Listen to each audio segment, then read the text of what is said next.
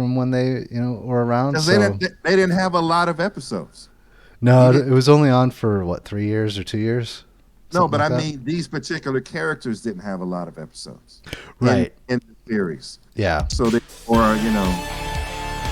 like Black Superman. How many Superman episodes? And then how many of them was a black? 7, 8. So, but yeah, and it got a lot of hate. He did. He got a lot of hate for it. Hello and welcome to Corner Comics, your periodic comic book reading club. We're back for the summer. It's been 3 months. Thought I'd come back. Thought we'd all come back and share a few issues with each other, get together, talk about those issues. So we got 6 books, and then we've got a whole host of other comic-related news stories and media to talk about. Gentlemen, it's been 3 months. We're all in different places in our lives. How is everybody doing, and where can people find you on the interwebs? I am amazing. You can find me on the gram at EM_MAN_YOU. Take a breath _EL. That breath is necessary, by the way. You have to do that. All right. Hello, my name is Walrus Prime, and you can find me at where can you find me? At Walrus. That's at WALLRUSS on Twitter. You can find me at blacksuperherofan.com and a few articles on cornercomics.net. All right, so we got 6 issues this time around again, and we'll just jump into it. So I'm coming with 2 books. My first 2 books are V for Vendetta. I'm doing volume 5 of 10, so right in the middle there. And my second book is a more recent book that I think came out a couple of months ago. Barbarella #1. Dynamite has rebooted the series. So I thought that would be, after V for Vendetta, I thought Barbarella would be a nice reprieve, a little more lighthearted. Russ, you've got 2 books. What are you bringing? I brought Beta Ray Bill #1, came out this year, and Berserker with a crazy spelling, BRZRKR, that also came out this year. Emmanuel, which 2 books have you got? All right. Following in line with books that have come out this year, I have Decorum, an Image comic. This is issue #1 this year, as well as Eternals. Marvel's Eternals movie is coming out, so in lieu of that, I have brought Eternals Volume 5, issue #1. All right. So, all right, let's jump right into it. We'll do V for Vendetta first. The reason that I picked this particular issue, and to pull from the middle of a graphic novel, was specifically because of the opening dialogue that V does in this, and I thought that it fit well with the interview that I shared with you guys that Christopher Rocchio, who's the author of Empire of Sun, I think is the name of the book, and he talked a little bit about cynicism and being cynical, and I forget the exact words, but he basically said that like it's hardcore cynics. If you're on that level, it sort of absolves you from any real agency or interaction in the world. I think V is sort of the opposite of that, because he takes his cynicism and actually uses it to act on the world.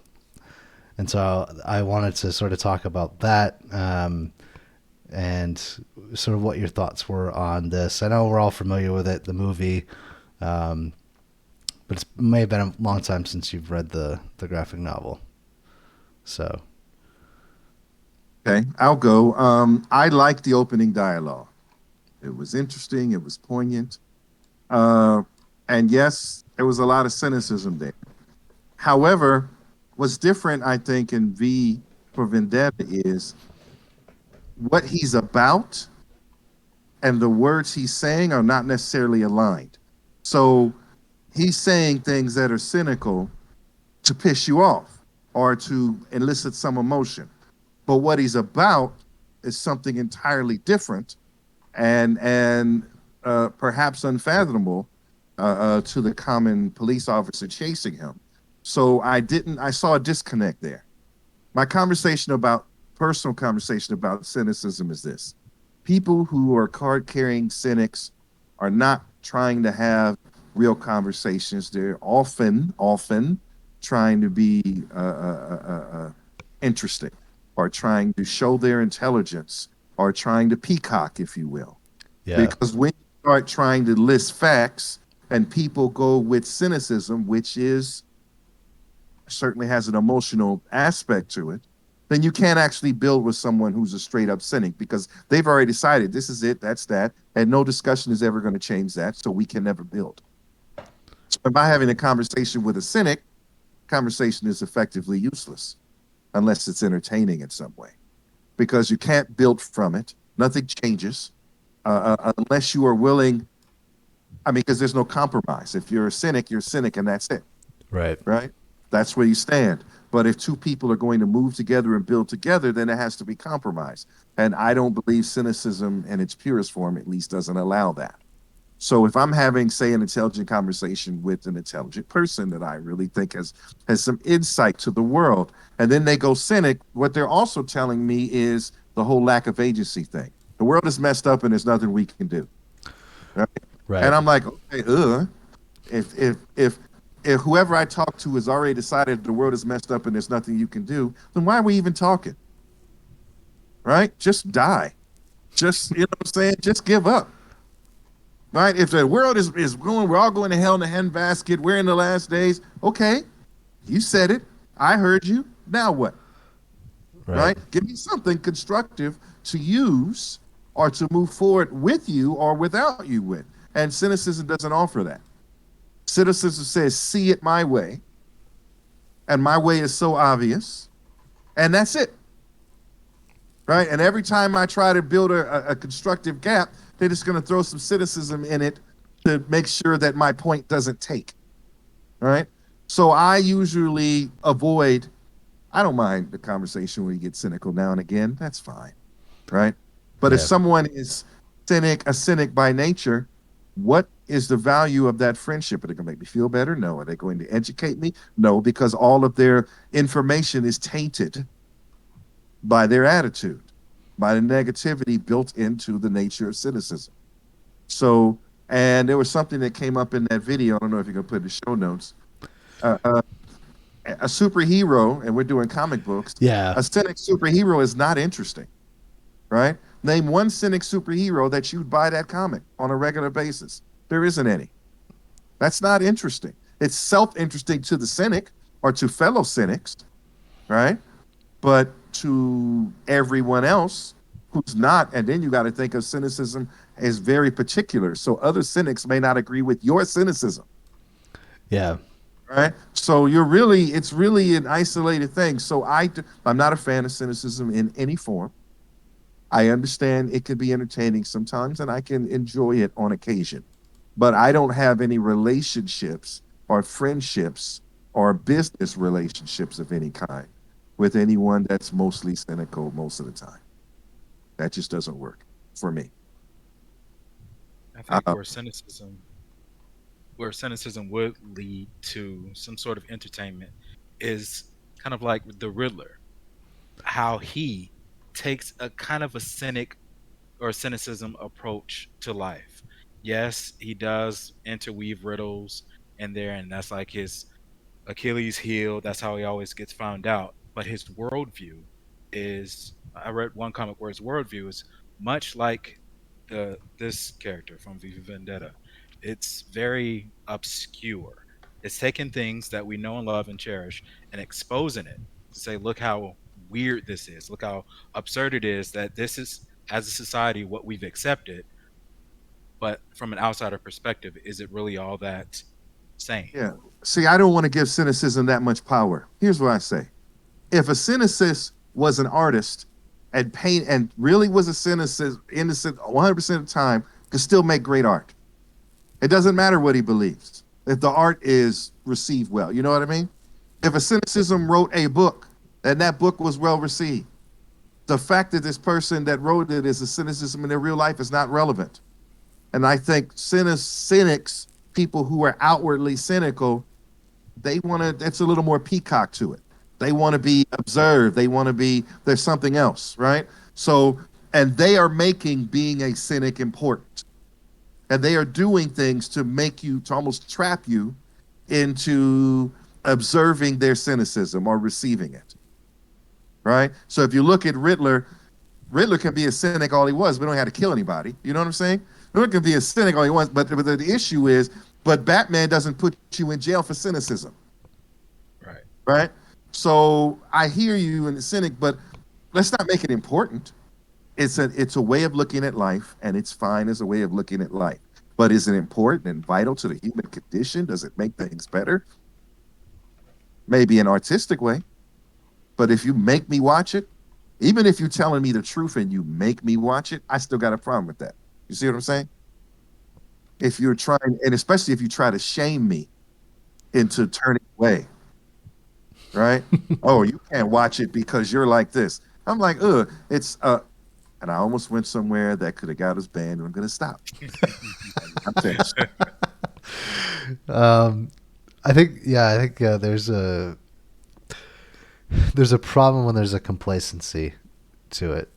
So that I think that's sort of what, at least in the speech in the beginning for was it chapter 4 or chapter 5, of this, where V talks about, when he's talking specifically about Stalin and Hitler and all these people that were put into power by the masses. He says you've encouraged these malicious incompetents who have made your working life a shambles. Um, I think, yeah, it's.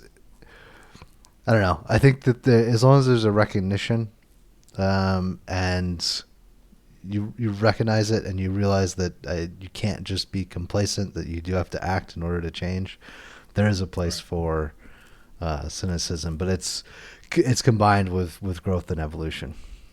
Yes. Now, and again, this book, the first half of it is what we're really talking about. And is it even the first half, maybe the first third? Yeah. While this speech is interesting and entertaining and thought provoking, what's happening in the panels is wholly irrelevant. It's wholly Yeah. different than that speech, which means that I'm really just doing this speech to get you to be whatever. In the meantime, I'm going to kill people and rob and do all these other things. But it's because of how foul the world is and how foul you are, right? That's justification for your deeds. Nope, not foul, not going with that. That's like saying I'm a murderer. No, I take people's lives, but only bad ones. Okay. Right? No, taking people's lives is wrong. That's it, right? That's like But if you're going to come up with a story that says, well, you guys are letting these things happen, so someone's got to take life in their own hands, and the world is going to hell in a handbasket if we don't do something. So I did something. You're trying to justify what you know is wrong. So no, asceticism is never a justification. It Okay. can be your driving force, but it's not a justification for anything because it's not based on truth. It has an aspect of truth. It's a viewpoint, but not truth itself. It's a flavor, Okay. right? Manuel, any other thoughts? And the rest of the book Um, sucks. We're speaking of the first one third. Yeah, that is honestly that's the only part of the book, in my opinion, that's worth mentioning, because the midway part and the latter part, it's just it's fluff, it's pomp and circumstance. It's nothing really. I didn't fall in love with any of these characters. I don't have any kind of emotional attachment to any of these characters, even when there was a death at the end. It's just like white noise. The very beginning, the speech, and even honestly, even the panels that displayed not what was spoken or written, it was interesting. It was at least I get kind of like an abstract view of society, humanity, evolution. It was more entertaining than the latter part of the book. So Okay. I give the first part of the book a solid 7 out of 10. When was the last time that you guys watched the movie? Has it been a while? Only the one time It, many years ago. Oh, really? You've never watched it again? Nope. It's too many. Interesting.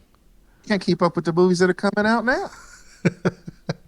No, the reason I ask is because the dialogue is totally different. Like the speech that they did in the movie is has the same feel, and it serves the same purpose as this part in the novel or in the graphic novel. But yeah, it's totally different. Like they really changed Alan Moore's words, which I thought was kind of interesting because it's been a while since I've done both, gone through and read the graphic novel Is it and watched isn't it. Alan Moore still mad at the movie and TV industry anyway?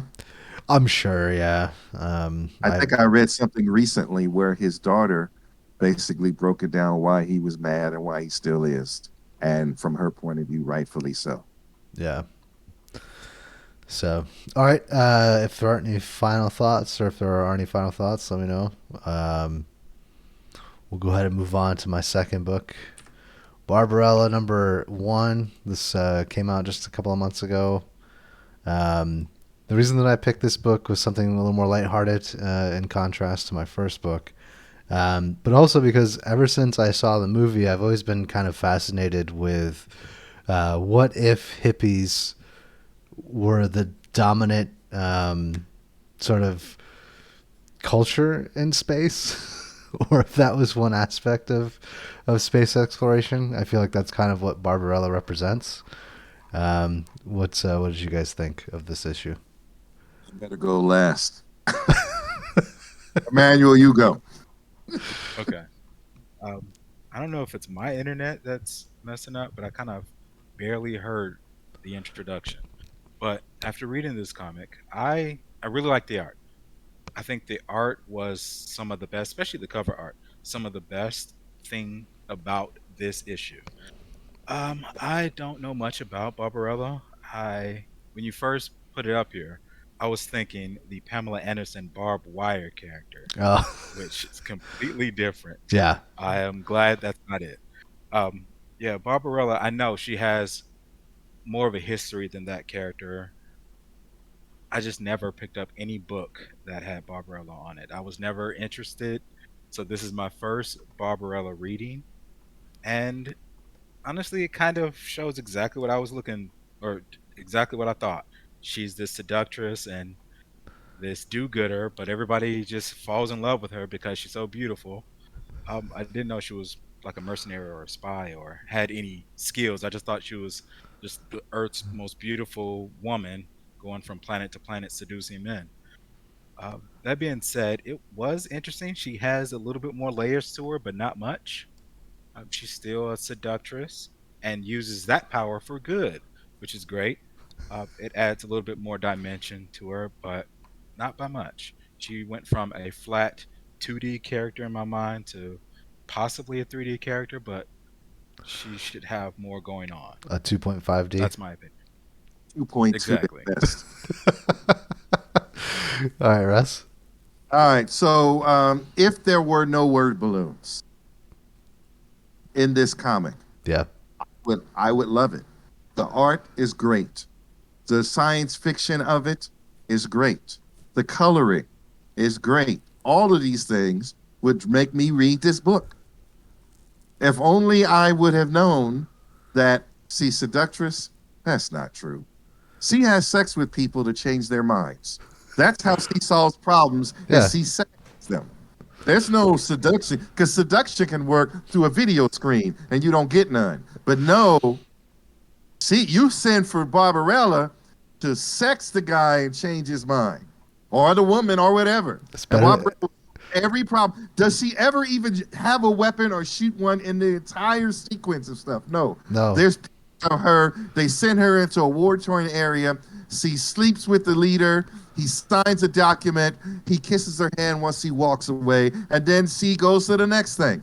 She doesn't fight. Does she even fight? In this, there's no conflict. There's only the tension pre and for the sexual acts. There's nothing here that's in any way redeemable. Am I? Now tell me I'm wrong. Does he shoot anything? Does he hit anybody? Well, What does she do? so I would say that sex and love are preferable to violence and bloodshed, and that's why she's employed to do what she does. So to solve the world's problems, we can sex them away. What we need is genetically engineered women to serve the purpose of sexing away the world's problems. Yes. That's all she does. If she now, and you think, okay, maybe she's smart, but what is she actually doing? Even if she's smart, the only tool in her toolbox is what her body can do for yours. There's nothing else happening, right? There's other tools to do the fighting for her or to help her. Even her CGI avatar male companion who can apparently still have sex with her. Everything is, all these things are around to make her, this. But this was also in a world where, because we live in a world now where things are not quite so binary, right? So she may have less power in a world where people are having sex however and whichever way they want. So that makes her less powerful in the real world. This makes this more idealistic. Yeah, it's nice if we could solve our problems with sex and not guns. Yes, but you also don't see any ugly, sniveling, disgusting-looking people in here either. Nowhere in this book, right? Everybody, even the people who aren't amazingly great-looking, still got some style, right? They're not overly fat. Where's the fat dudes? Oh, I'm sorry, they're not in this book, right? Where's the hideous, disfigured people? Oh, I'm sorry, they're not in this book. No, everyone here is at least somewhat sex worthy, and that's the world, the universe. My being in this universe where problems are solved that way. However, we're not in it. And what can I glean from this? No, nothing of any real value other than what a lot of comic books are is pandering to the male sexual desires and ego. Okay. But it looks good. So I thought the art was really impressive, actually. And the art is impressive. The art is impressive. Like I said, if there were no word bubbles, I wouldn't know what's the real word of a woman that has sex to change things? I wouldn't know that she was that, right? If I just saw the art. I was like, if on the art alone, I would have read this book. And then when I got it home, I'd have been mad and asked for a refund. Because there's no way I'm reading another issue of this. Okay. So, sorry. I'm not trying to say or not, because the art is great. The cover art is banging, right? Like who's the guy who did the art? Because that dude deserves, or dudette, whoever, deserves, let me see, artist Madibek Musabelkov. And I'm going to have to see what else he does, but he's killing it. Yeah. It's been a while since I've picked up a Dynamite book, so that's another reason why I wanted to check it out. But, all right. Oh, yeah, his art page is banging.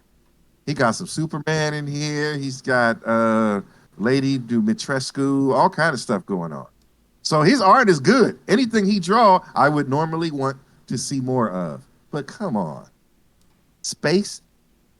Really?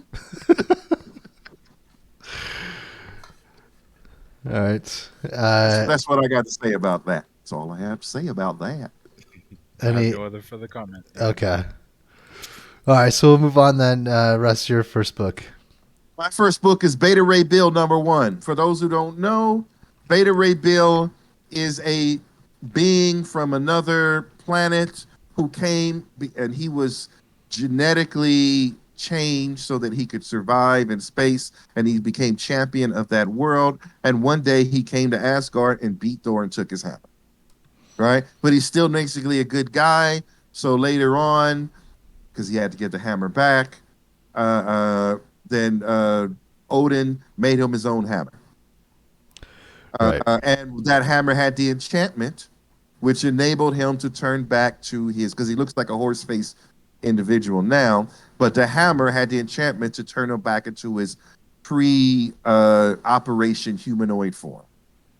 That hammer has since been destroyed. So he has lost part of that power and he can't change back into his humanoid form. And he was having a relationship with an Asgardian woman. And now he can't humanize himself and he's less powerful. So he really feels emasculated, for lack of a better word. But he's a great guy. And this is the story of what happens next. I'll leave it the rest of you to fill in the blank. Either of you.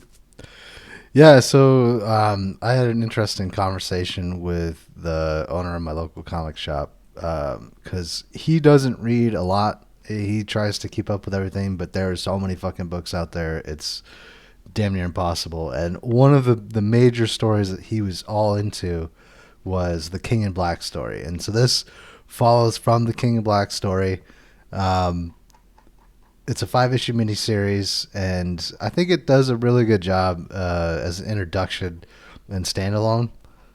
Even if you haven't read the King in Black stuff, I liked it. I liked the artwork.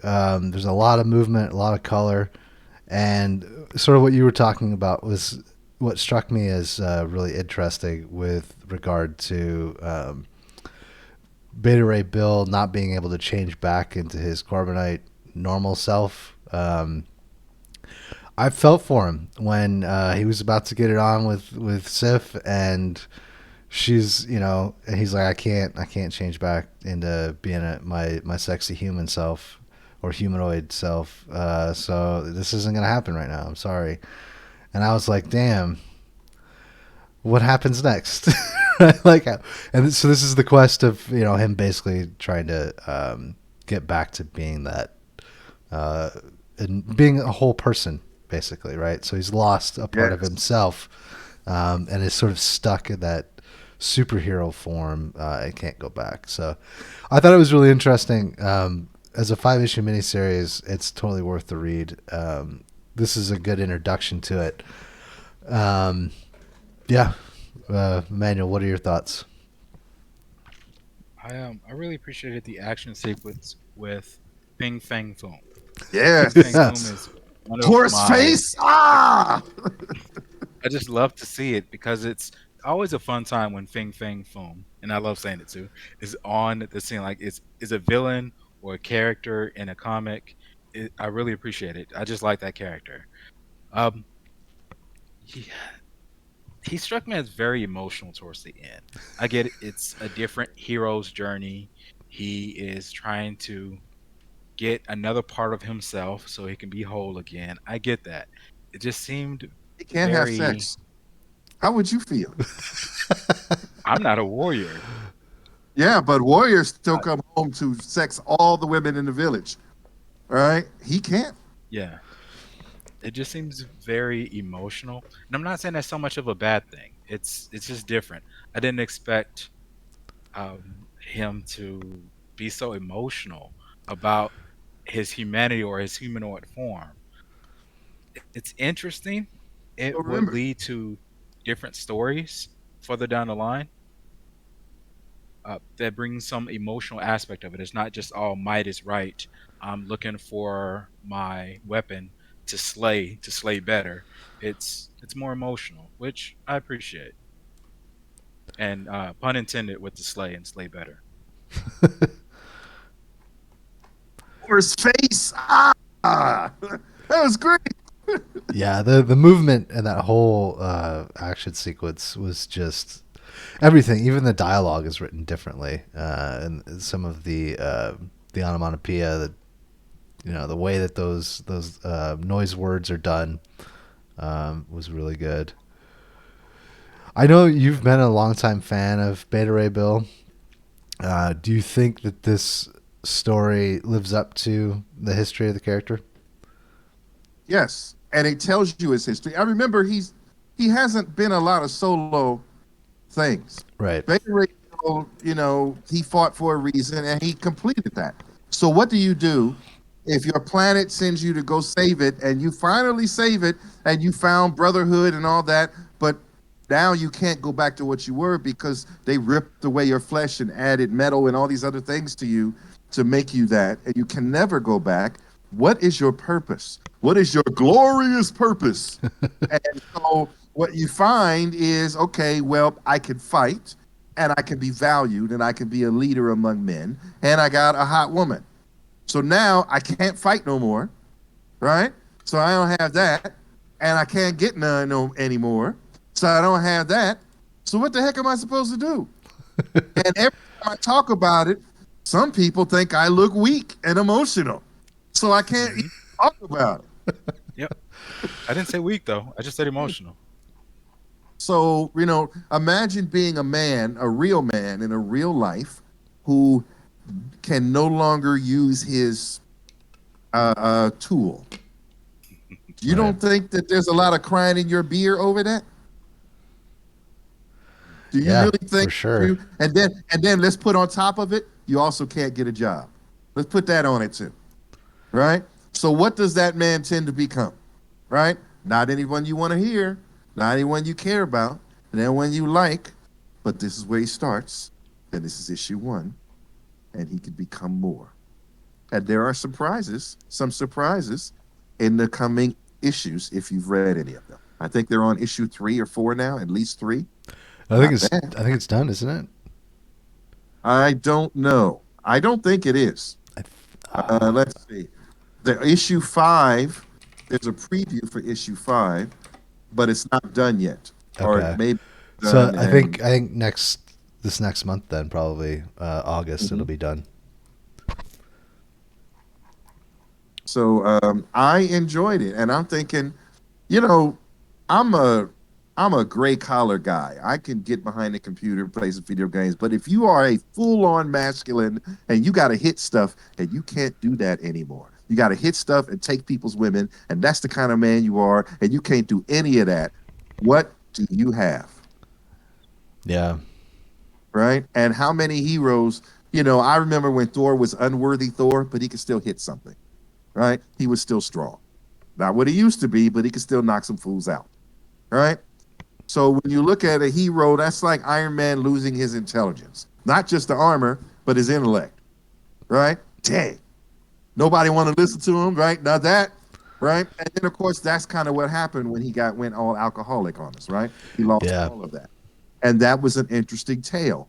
So what happens when you have a guy who is stands next to Thor in power and camaraderie, and even gets Thor's leftovers?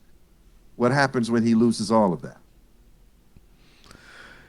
Yeah.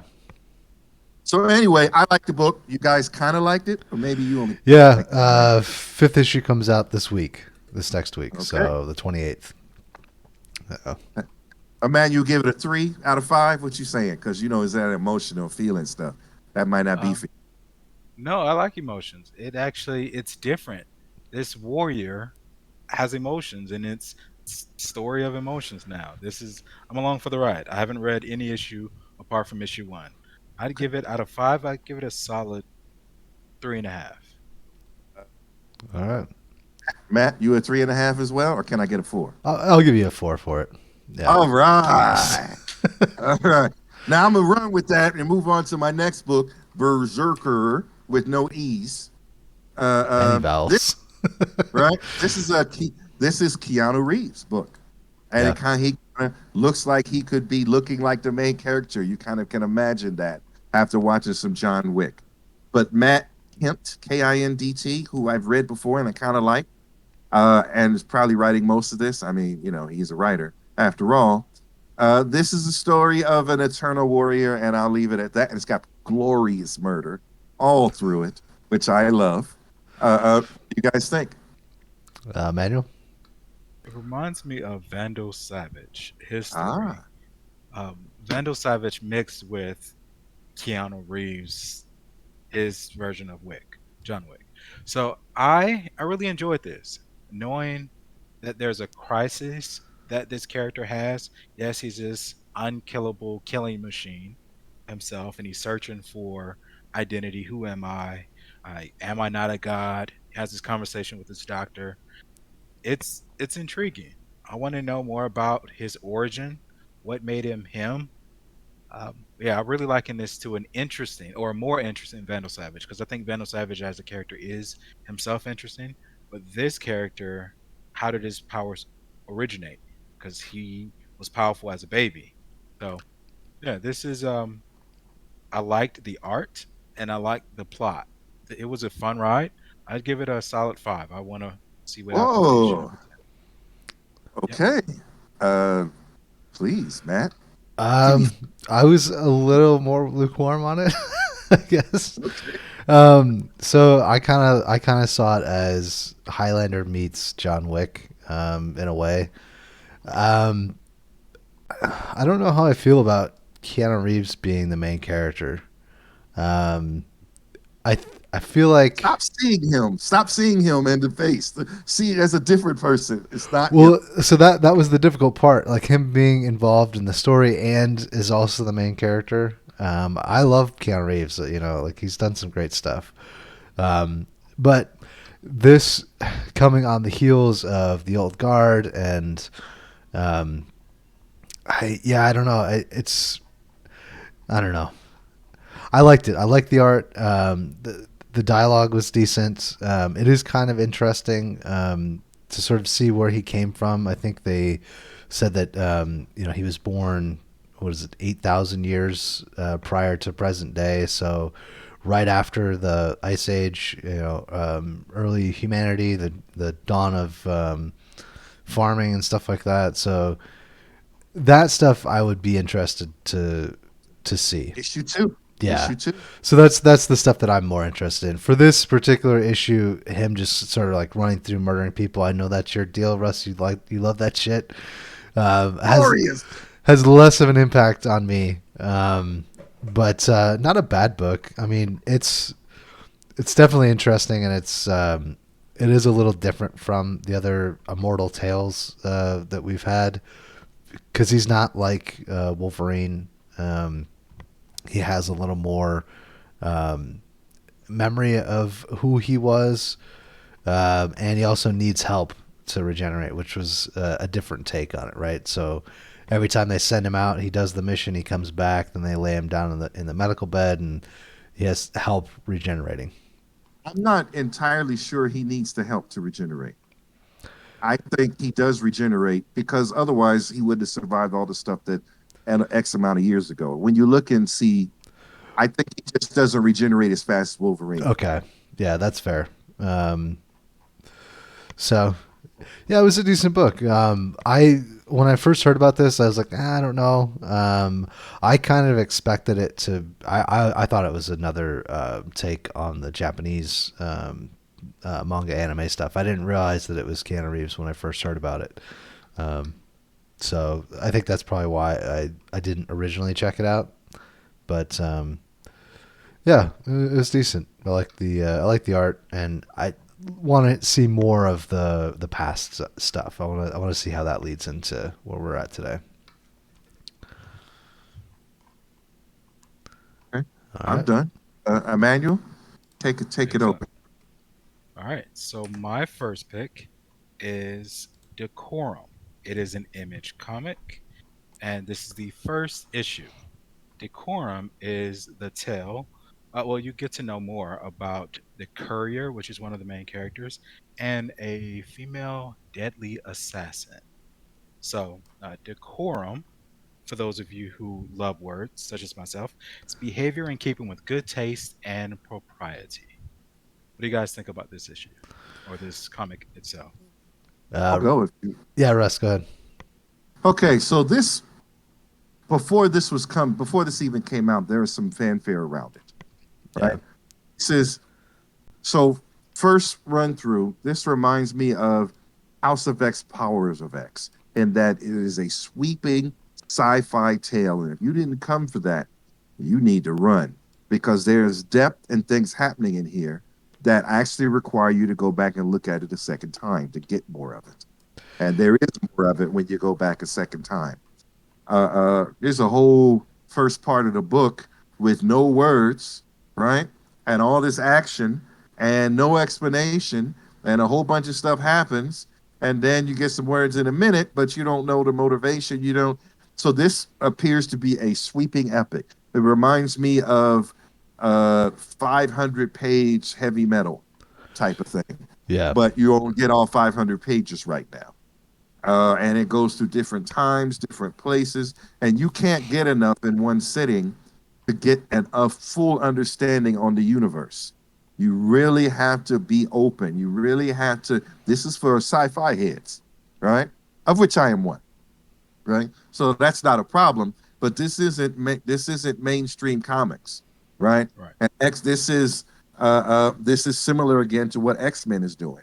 There's so much depth and stuff happening that you got to read all the X-Men books, and you still can't get it all. But here, at least, it's all in one book, so you can. The question is it satisfying at the end of each one? And again, I haven't read through all of them, just the first.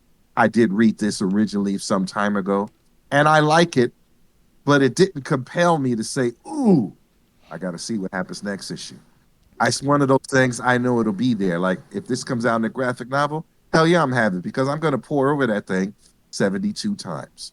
Because every time I go, there'll be some little thing going on in the art I didn't see. There'll be some little part of the story that isn't just in the dialogue boxes. And this is a feast. So if you're looking for a sci-fi feast with more to come and with a depth that can't be contained in one issue, this is the book for you. Thanks. Go Yeah. ahead. So this I feel like is deals with a lot of heavy topics, a lot of deep shit going on here. So it is Hickman, so it's the same as House of X, Powers of X, same writer. Um, it's as much a comic book as it is sort of a graphic arts project with it's interlaced or interspersed with like advertisements for products that are in the universe. It has just pages that are dialogue that explain stuff that's going on. Um, what I thought was really interesting about it was the whole setup of. So we as a species have this idea that we're somehow um, removed from or apart from evolution. Like we're separate from that. We don't see ourselves as animals. And so it talks about preserving these Goldilocks worlds and not interfering with the natural habitats. But then the story immediately throws you into basically kind of what is sort of like a conquistador type scenario, where you have this other group coming down to this planet that's engaging with the native people on the planet, and it brings the idea forward that it's not that we're a part of the natural course of things. We are indeed part of the natural course of evolution and how these things work. And so I don't know. This is super deep. This requires. I can see a lot of people bouncing off this. Not because if you're not ready for it, this is like, oh, I don't know what the fuck's going on, and you put it back.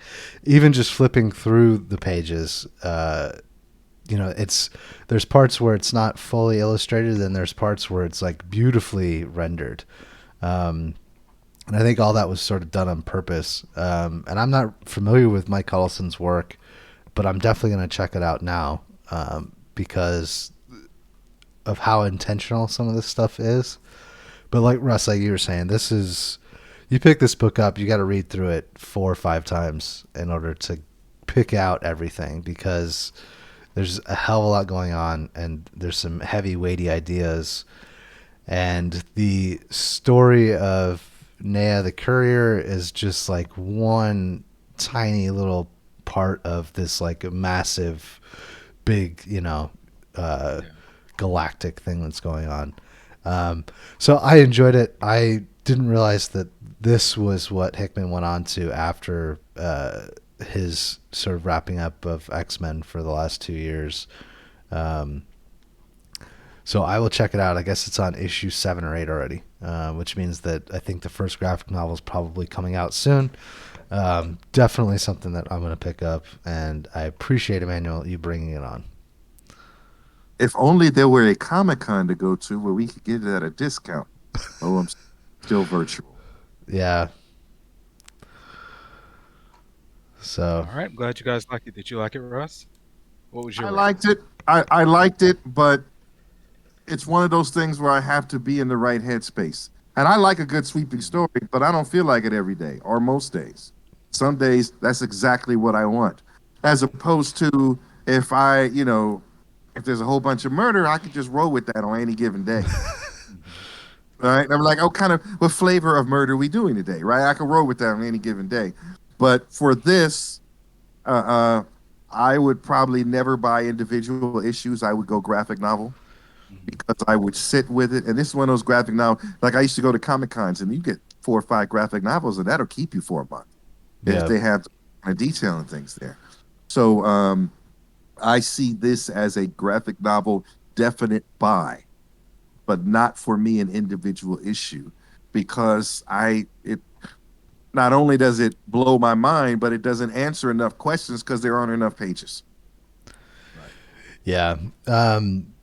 Apparently it's selling well, so that's a good sign. I went to the shop to see if maybe I could just pick up issues 1 through 7. Mhm. Nope.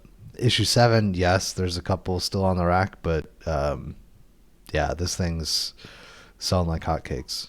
So, Right. Well, like I said, there's a lot of fanfare behind it. There was a lot of things in the trade. I mean, in the place we read about upcoming comics, where this showed up as something really worth your time and energy, and larger than anything that you normally are going to buy on the comic stand. And yeah. so it is that. But I need the coffee table book. All right. All right. So my second issue would be Eternals. This is issue number 1, volume 5. And I figured since the movie is up and coming, I'm not sure if is it later this year or early next year. I don't know. I thought it was coming out later this year. I I think so. Possibly, Yeah. possibly. Here we are in July 25th at the time of this recording, so um, we'll see. What you guys think? Um, I'm a little lukewarm on this one too. So I picked this up. I picked up the first 3 issues. Um, Emmanuel, like you, I was really into the idea of, hey, this movie's coming out. Let me check out the most recent book to go along with it and see, sort of what they're doing with these characters. Um, I like Kieran Gillen. He's done some other stuff like Once in Future, I think, is the most recent book that he's probably known for. The Wicked and the Divine. He's done runs on Uncanny X-Men. Like he's a really good writer. The artwork I thought was gave this book like a definitive look that's different from a lot of the other Marvel stuff that's out there. So I love the artwork. Um, it just I don't know why it didn't grab me, and I can't figure out why it didn't grab me.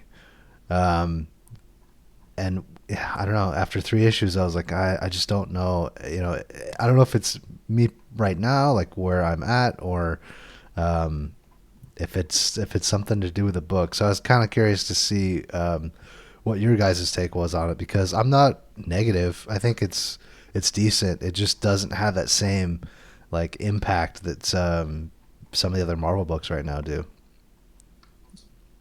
Okay, so here's everything you said. Yes, co-sign. And here's my extra cheese on the burger.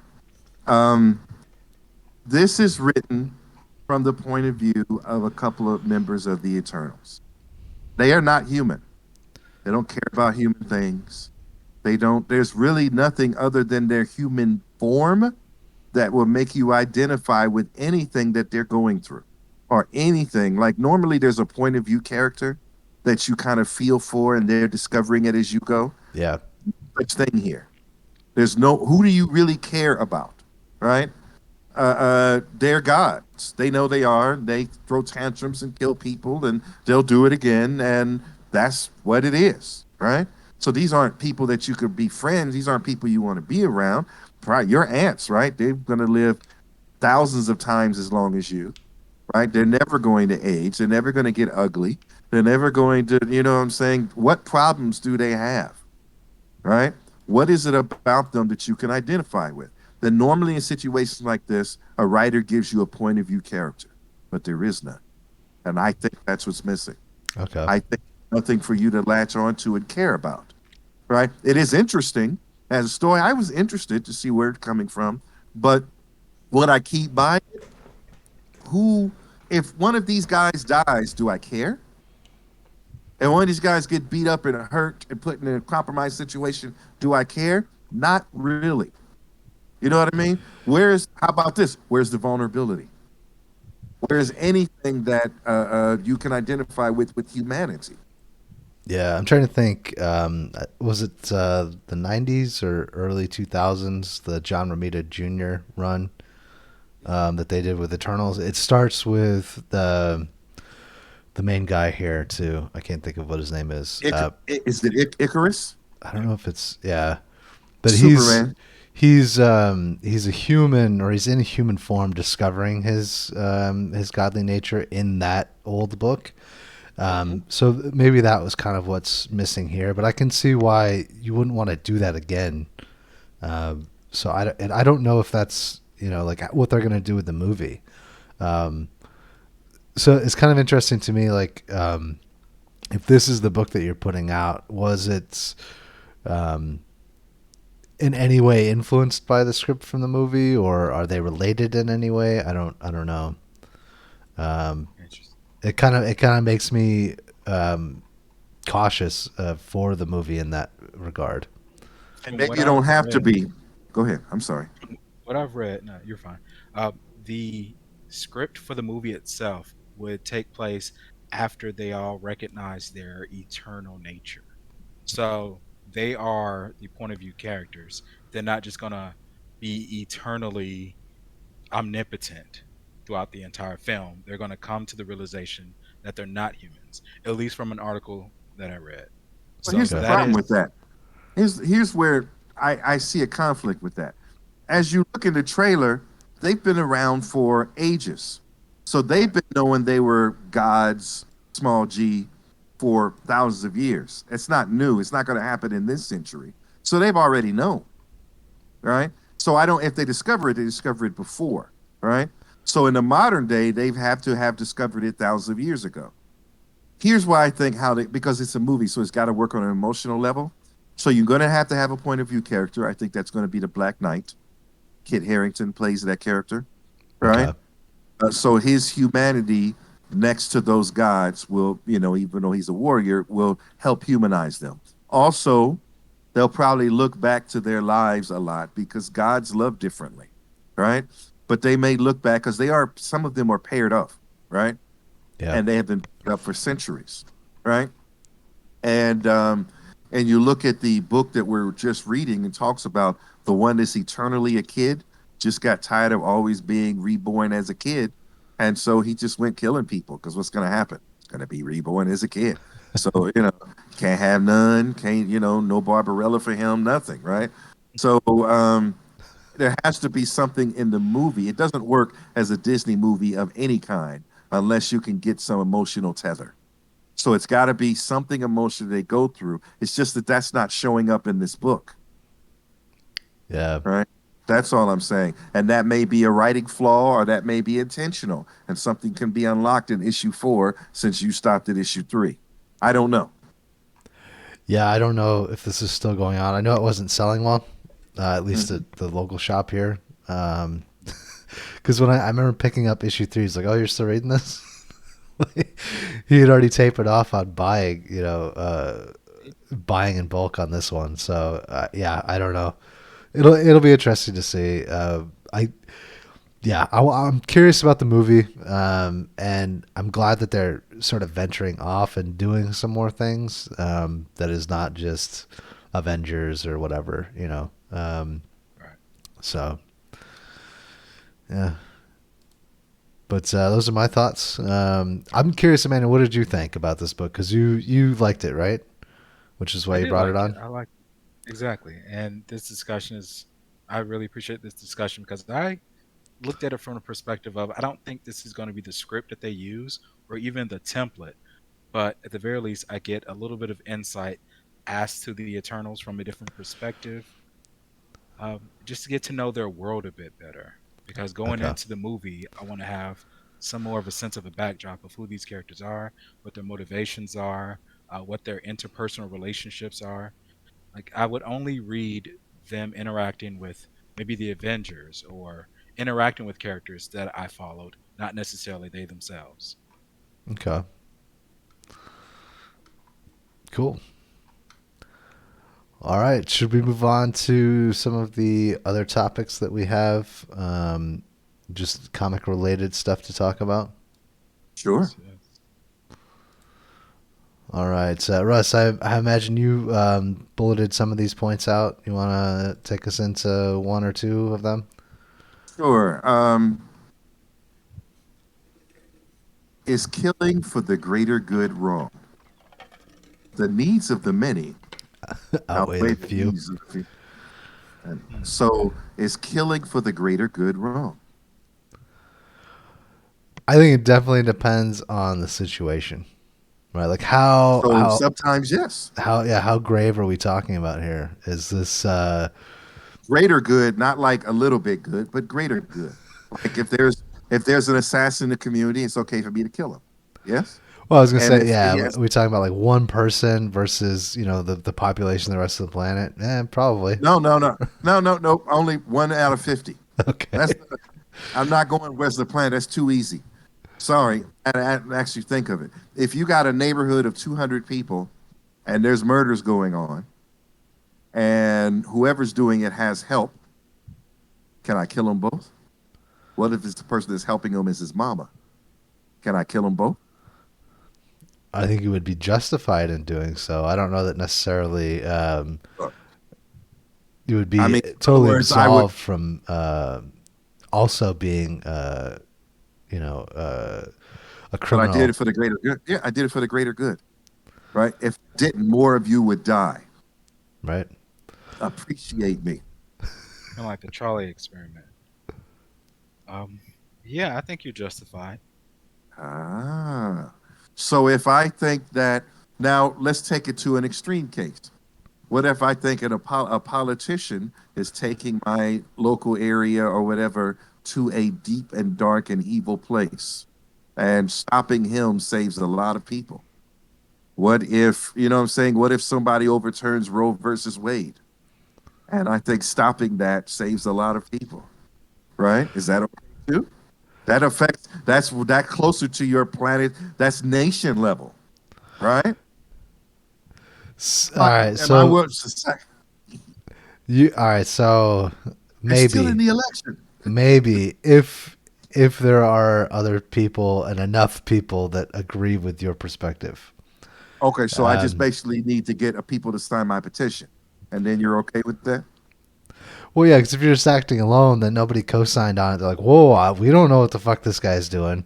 Okay, so the first thing I need to do is write a manifesto, and then go online and show I have my signatures. Then if I go to, and then I can show everybody the signatures, which is a lot of people, and then I go do what I got to do, right? Yeah, before you take action, so people got to co-sign on that shit. That's Yeah, all I'm I'm gonna. I saying. hope. Yeah, I'm just You'd be gonna. less demonized that way. Oh, I'm gonna be demonized no matter what, Right. because someone's got to be the fall guy, right? It's wrong what you did, even though I saved your life. You still ready to demonize me, so it doesn't matter.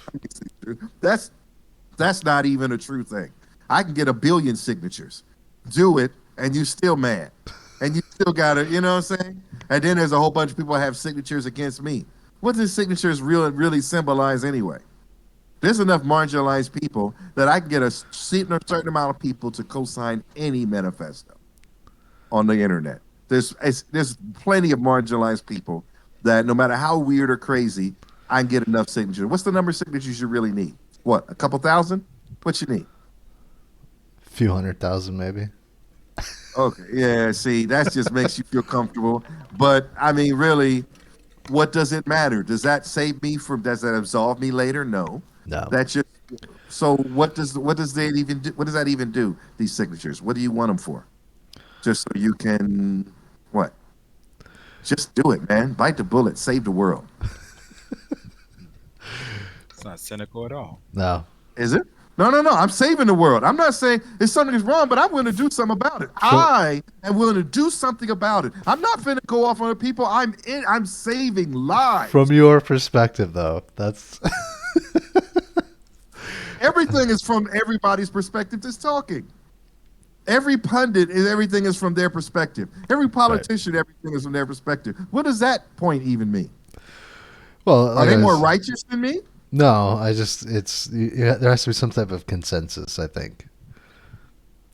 Okay, so if nobody is willing to stop the murderer, if somebody's murdering in my neighborhood and nobody's willing to stop him, I got to get signatures. I can't stop him. I Well, I can't mean, save no lives. that's why we have the rule of law. Right? We have laws that say you So you can do certain so things you and you can't down do with certain so you things. down with democracy. You believe in democracy then? Sure. Yeah. Okay, all right. So in other words, only police officers can save lives. I can't. So no Who, vigilantism. whoever is designated to take up the mantle of So law so no enforcement or so so community no shepherding. vigilantism. So no citizens arrest. No, because I tried to arrest him and he got violent, so I had to put him down. But I did try to arrest him first. Yeah. I think it leads. I I think this leads nicely into your next question. Okay. I guess we're moving on then. Next question, next statement, next discussion point. If there were really superheroes, I mean, like really, should they be deputized and paid salaries?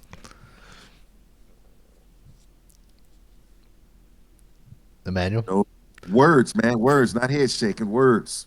No, no, I'm actually thinking about this myself. So yes, yes, because we have police officers who fight on the front line, and if they were superpowered and had the true heart to serve, the core of humanity at heart, if they had that true heart to serve, then yes, they should be paid because if you're out fighting crime, biggest of the day and night, according to Batman, then you have no other way to make money. I mean, Okay, Bruce Wayne so is fortunate because he's a let's billionaire. let's be real. True heart to serve is bullshit. There's plenty of people that's been fully deputized and paid and in power that have no true heart to serve. You can hear when they open their mouth and talk to the press or when they talk to the people they oppress or whose neck they sit on. So where is Well, this true heart to serve in that's real not life? invalidating. That's not invalidating the true heart to serve. You But have we don't measure. activists. How You do have you people that measure it? have. How You do you? have activists. You have people that have actually spent their whole life in service to humanity. Nah. That demonstrates the true heart to serve. Oh, Just as you have so so outliers so I'm 18 and I can shoot death rays. I got a true heart to serve. I can't. What do I need?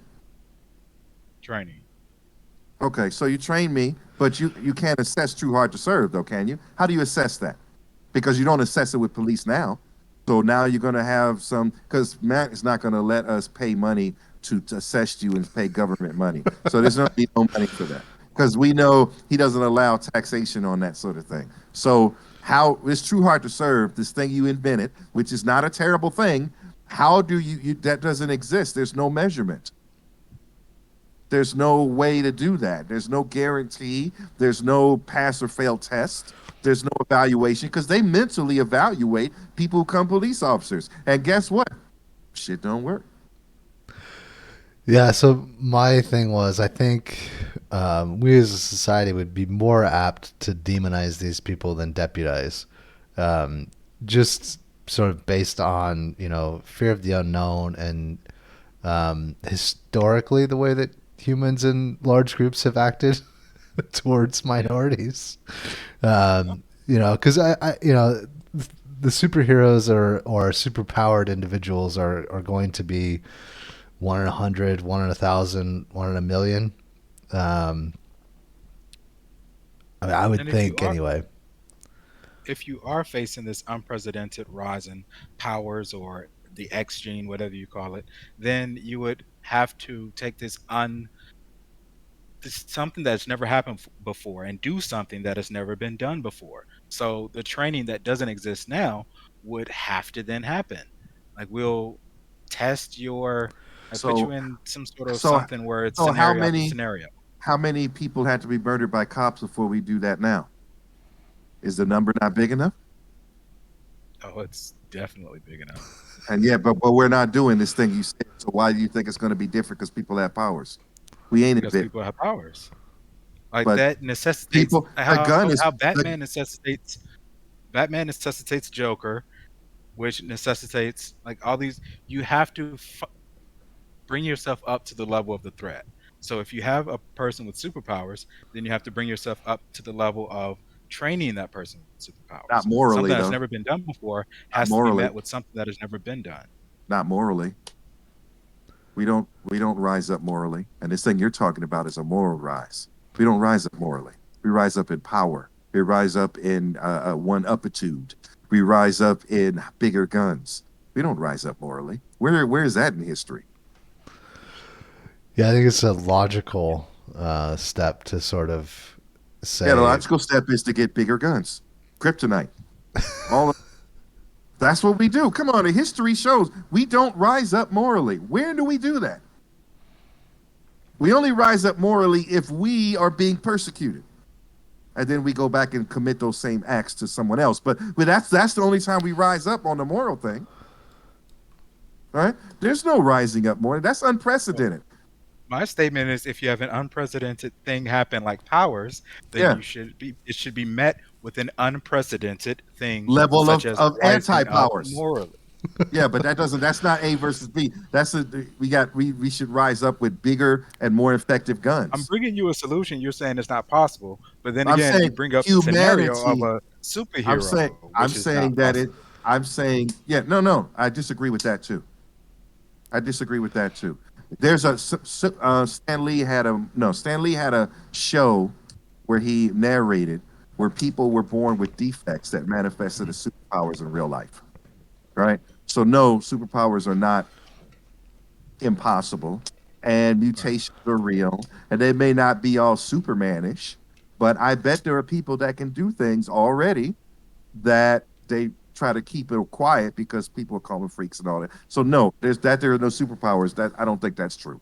Now Right. that are not Batman cape wearing or Superman cape wearing superpowers. That may or may not be true, and that is more, you know, that is less likely compared to how we see the world. But that there are no superpowers, not true. That people are not capable, they're really smart Yeah, people are capable of great things.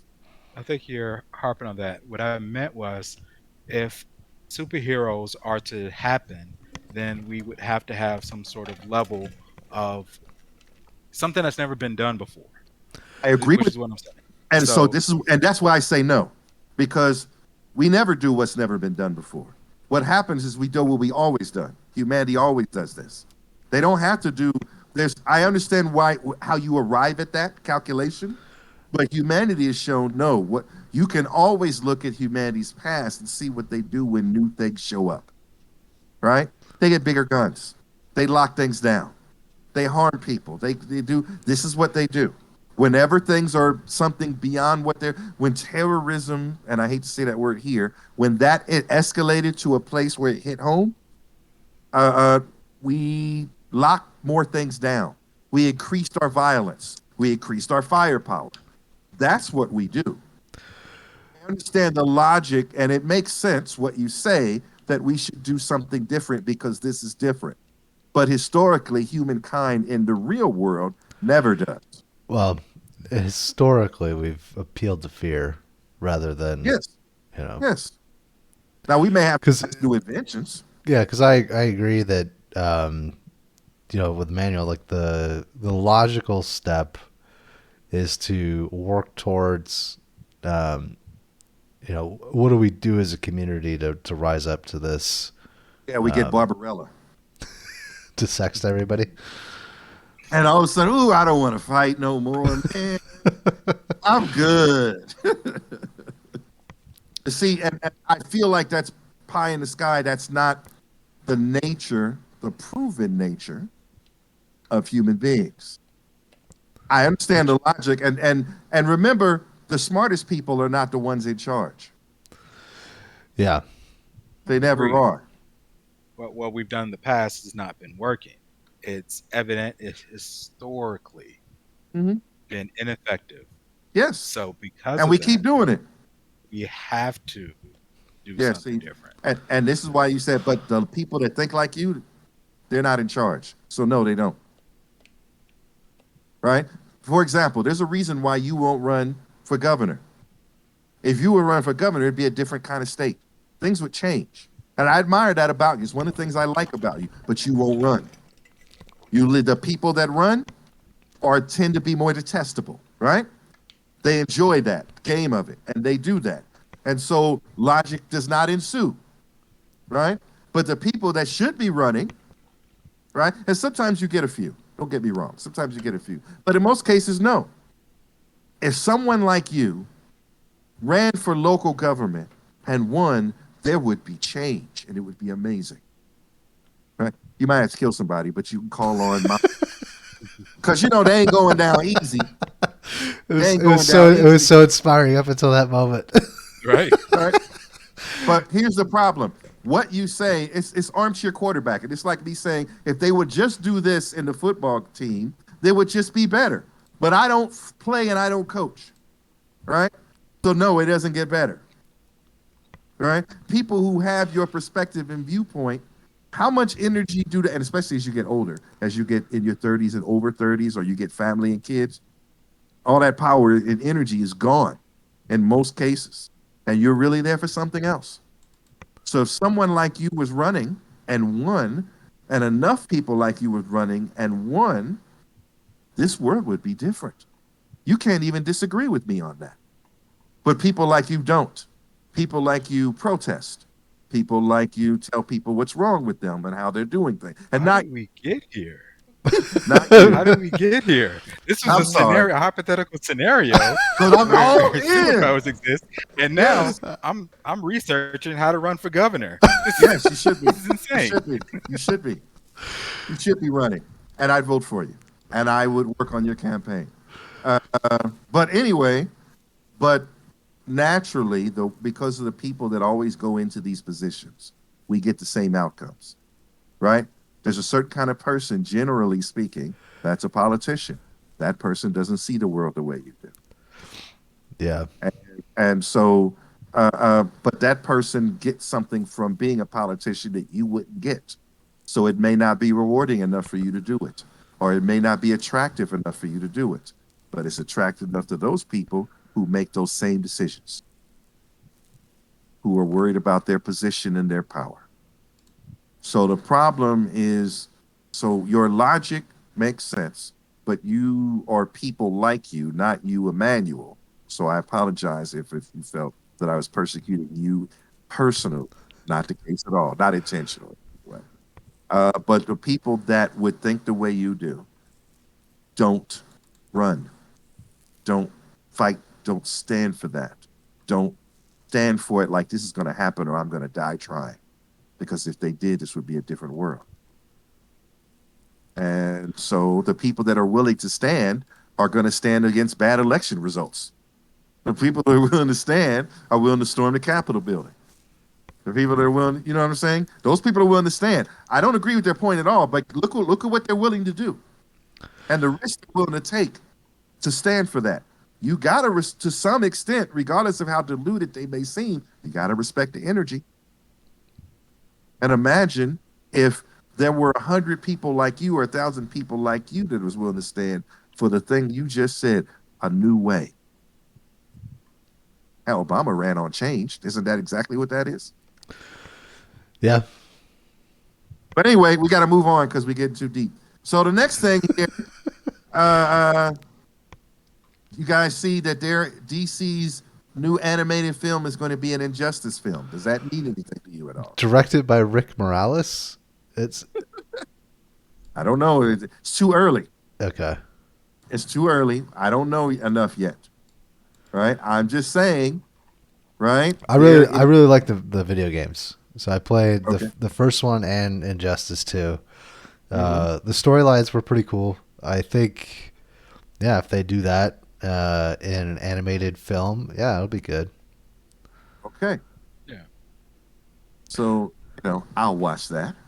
Yeah, it'll be interesting. I mean, we seem to be sort of fascinated with the perverse superhero, if that makes sense. I guess like Yeah. what if they were evil type thing. Yeah. Amazon is Um, killing it. I like that.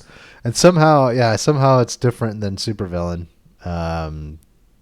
Because I guess we still buy into uh, the idea that these, even though they're evil, they're still doing it for the greater good, I guess.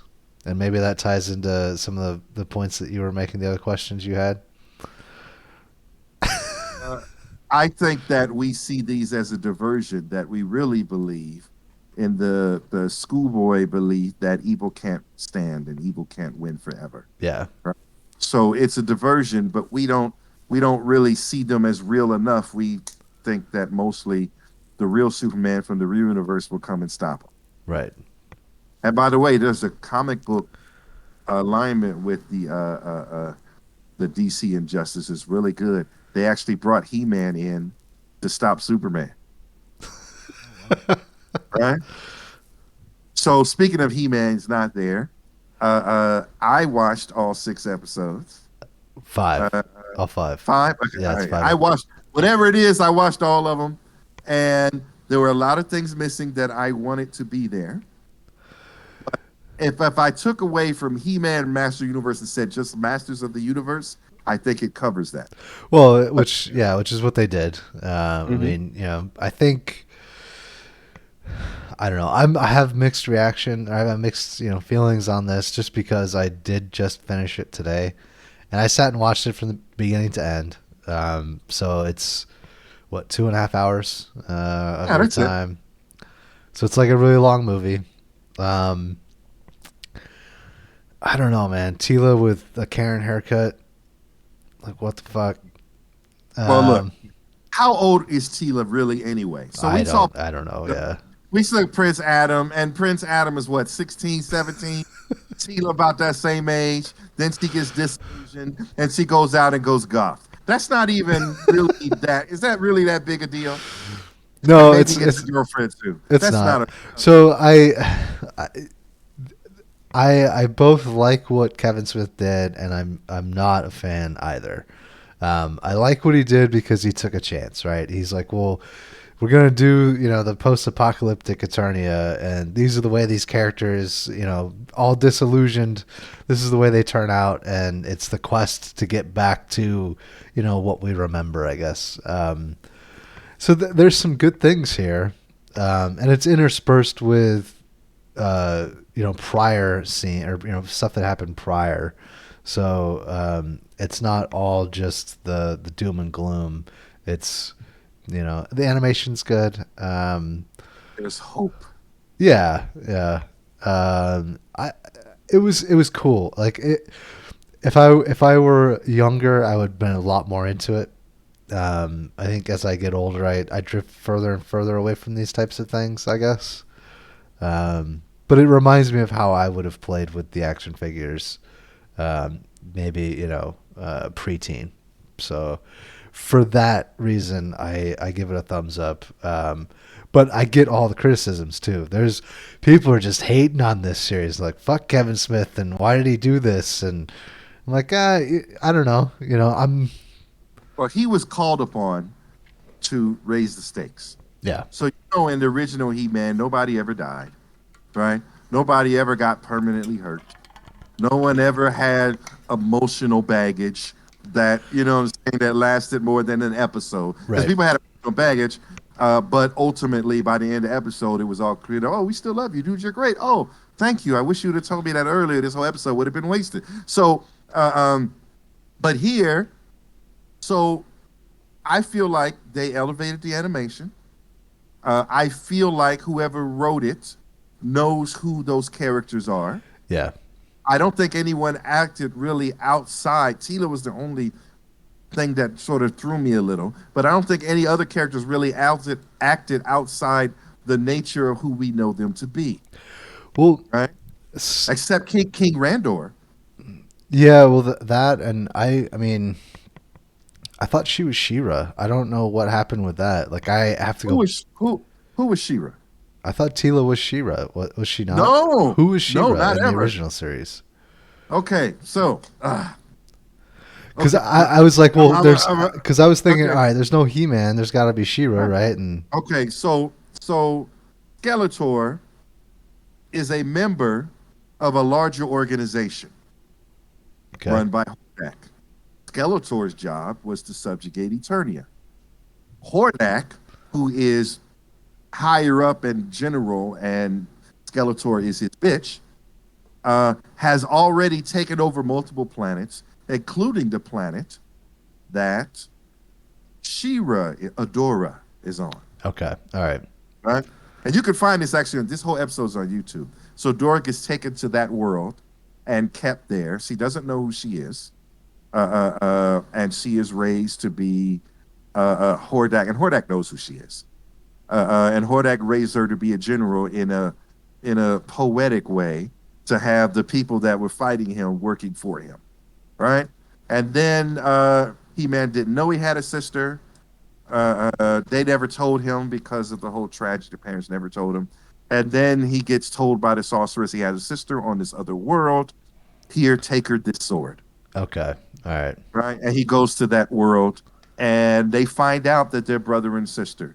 And even though they do touch each other a little more than brother and sister should, and that is an ongoing meme. Uh, um, but so He Man has to have a love interest, and that's Tila. She has her love interest, which I believe is Bo, a guy who shoots arrows, her Hawkeye. right, And and but she's not. She is the He Man's Prince Adam's twin sister, Adora, okay. real self. Now I went into some Reddit thing and they were talking about before this show came out how blah blah blah this and why not have She-Ra in it? And I'm like, didn't we Netflix just have a It series did, yeah. I didn't about watch She-Ra? it, so And it wasn't made for our age group, and there was no He-Man anywhere in it, yeah. right? Not even a hint of the existence of He-Man or Eternia.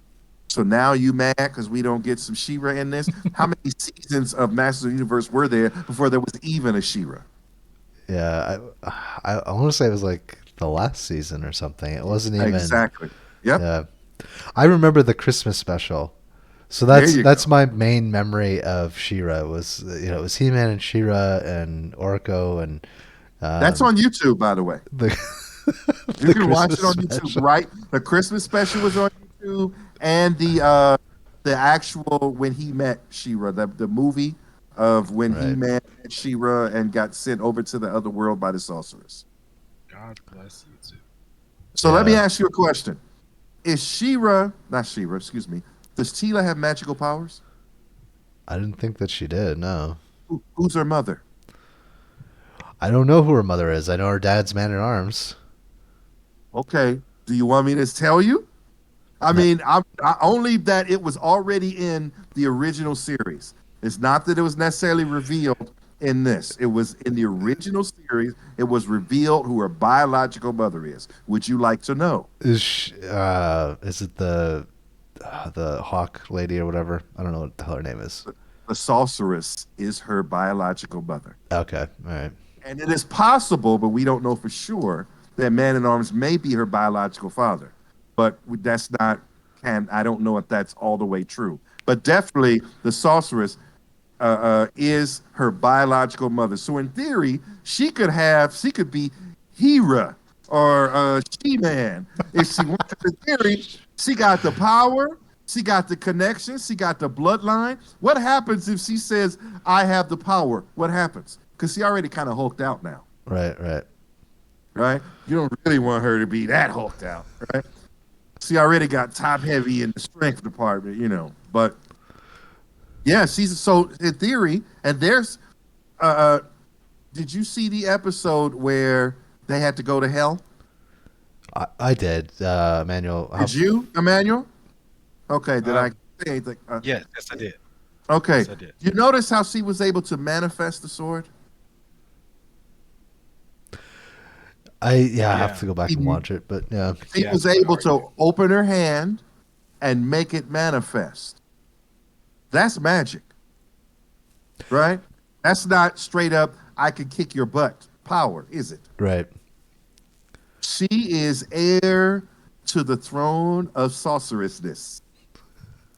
It's funny because she dislikes magic, so Yeah. that's after. Right? Which makes it more. So I'm thinking that a lot of your concerns will be handled on the back half. That you got to judge the series as a whole. So I picked the things I liked. And did it seem like it could take place in the universe I knew? Yes. Oh yeah, there's no doubt that Kevin Smith definitely treated it with some reverence, you know. I mean, like Yes. he definitely was like, okay, I want to And remember, go ahead. I was going to say you could tell that he was like, all right, I want to continue the story as much as tell a new tale as well. Yes. And remember, the name of this is Revelation. So there's revelation to things get revealed to Tila, things get revealed to King Randor, things get revealed that the Castle Grayskull may not be what it has always been, and there's something underneath, right? All there's a lot of revealing here, right? Even though Tila seems to be the most obvious, right? Yeah. Still butthurt. Why didn't you tell me I'm your friend? Still get over it, right? Whatever. I ain't got time for childish games. I didn't tell you you don't get to know everything, right? But a lot of things get revealed through it, things about the world that we, as the watchers and the viewers, didn't know. And I like, and it doesn't discredit what came before, Yeah. Yeah. right? Now, is this the story I wanted? Well, does anyone ever make the movie I want, or do they make the movie they want? Who makes the movie I want? Remember Well, we had a podcast where someone said, I didn't ask for those Scarlet, or what is it? Scarlet Witch, whatever movie just came out. Black Widow. Black Widow, We, yeah. we didn't ask for no Black Widow. Man, I was like, no, dude, nobody asked for any of that. Nobody asked for the X-Men. You got it, you liked it. So now you want, and here's the question: the detractors, what did they want that wasn't delivered? Tell me I that. The only thing I know that they wanted that wasn't delivered is they wanted more He-Man. Yeah, see, now I haven't watched because there's been a few series of He-Man or Masters of the Universe in the Yeah, last. I like the second one that disappeared where he skewed younger. That But was another, Cartoon Network, right? I don't know. They did another one where they introduced Hero, where they brought the young He-Man Hero. They brought a He-Man character from the past to fight in the space future.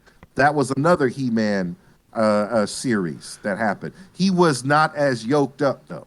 Okay. You know, it was more streamlined. But they did do another series in between those two that was sort of a retelling that the graphics were better and they made Adam young. Because in the original series, Adam was the splitting image of He-Man. Yeah. The same size and bulk, and no one saw it. He didn't even wear glasses like Superman. People didn't even consider, Oh, yeah, just the white shirt.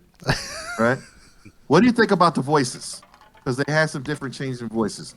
What do you think about Cringer's voice, for example? Well, all right. I like the voices. Did all of you catch, without looking up, who Skeletor was? Yes, because he sounds just like, Yeah. okay. Oh yeah, yeah, yes, He I said did. the I was like, mumbling and the laugh. I'm like, these is barely a That's change. Joker. yeah. Yeah. Yeah, But I recognize Kevin Michael Richardson. There's a few people I recognize, in that.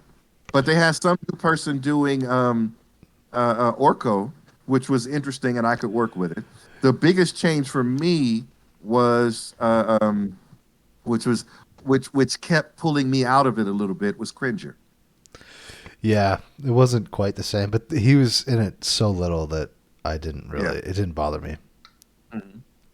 And you would think by now, is Cringer ever going to be not cringing?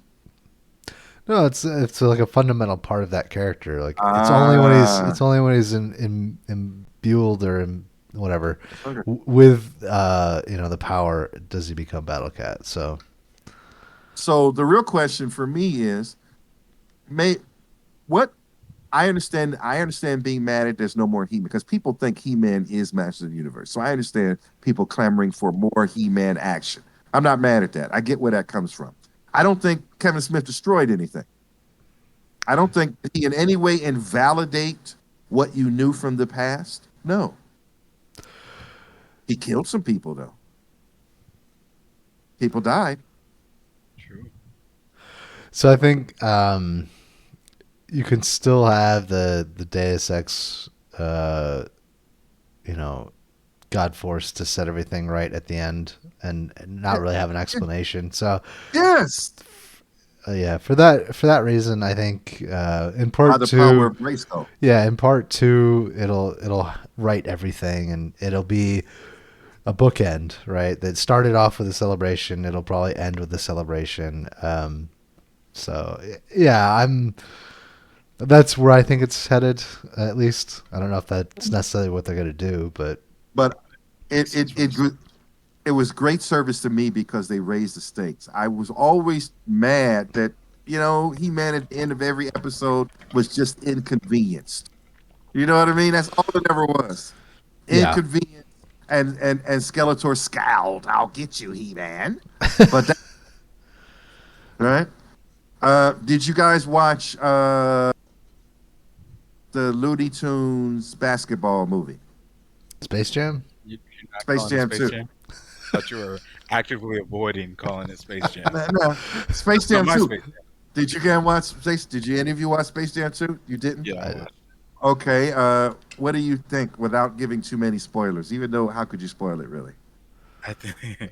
I don't think it should be compared in any way to the original. It's its own thing. Yes, it kind of did a head nod to going back in the past, like, hey, that sounds familiar, but it's its own thing. Based off of that, without trying to draw too many parallels to the original, I liked it for what it was. It was more of a straight For what it to was. more of a straight to DVD video than a go to the movies, let's watch this feel good movie of the year cinematic event. No, that's definitely not what it was. It was I, more I of think it like was that a, for kids. I think Yeah, you kids think and so? families.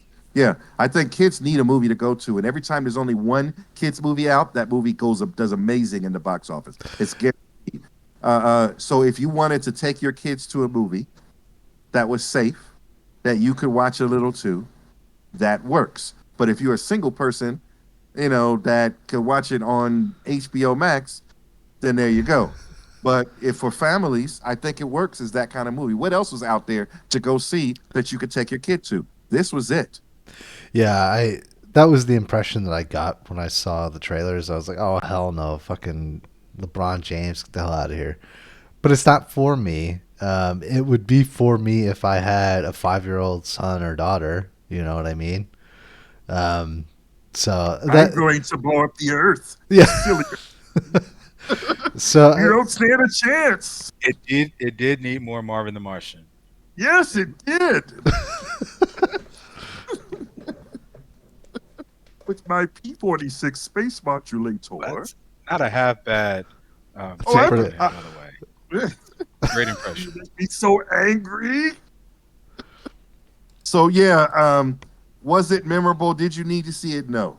But it was nice. It wasn't a waste of time. And I like Don Cheadle and everything. So there's that. yeah. But it was sappy to me. It was not made for anyone who, and I don't like when they went full CG with Bugs Bunny and the rest of them, they didn't look as good. Even though I wasn't hating on the notorious PIG. I wasn't mad at the notorious PIG at all. Right? But a lot of people really didn't get shine. Like the hair monster, right? With tennis shoes and no arms, Yeah. didn't get shine. Granny got shine, right? Roadrunner should have been killing it, but he didn't really get to do that, right? Tasmanian Monster should have been killing it. Tasmanian Devil, he didn't really get a chance to do that. I do like. He wasn't even. Yeah, Daffy didn't mess up enough. Daffy should be destroying stuff, just on his ego, and he didn't really do that. So, and it wasn't enough time because it seemed like most of the movie was really about LeBron James and his son. Is that even his real son? I don't That's- know. I don't think so. So I think so. Most of the movie was that, and I get it. Uh, the question is, would it have been better if it was a 6 episode miniseries? No, I can already tell you that. Because he could, why couldn't he get the guys from the Matrix? Everything that's the whole thing to get any WB world, right? But they end up with the Looney Tunes. So that was it wasn't terrible. I would, I'd watch it with a kid and I wouldn't feel like I had a bad time. Should you spend I your money? wish there was Hell no. there was there's a few things missing, in my opinion, with that. The lunatics, if they would have gone that version, or at least had It's a not. It's not specific canon. nod to that, Not It's canon. not canon.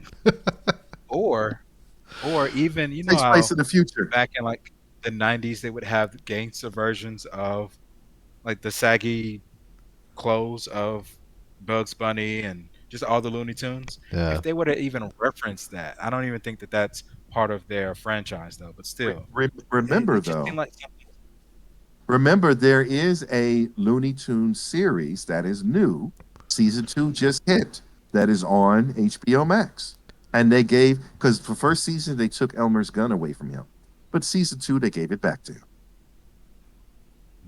Okay. Right. So if you really want to go back into those characters and see them more like themselves, that's there. Right. I wouldn't mind another Duck Dodgers series. I enjoyed that.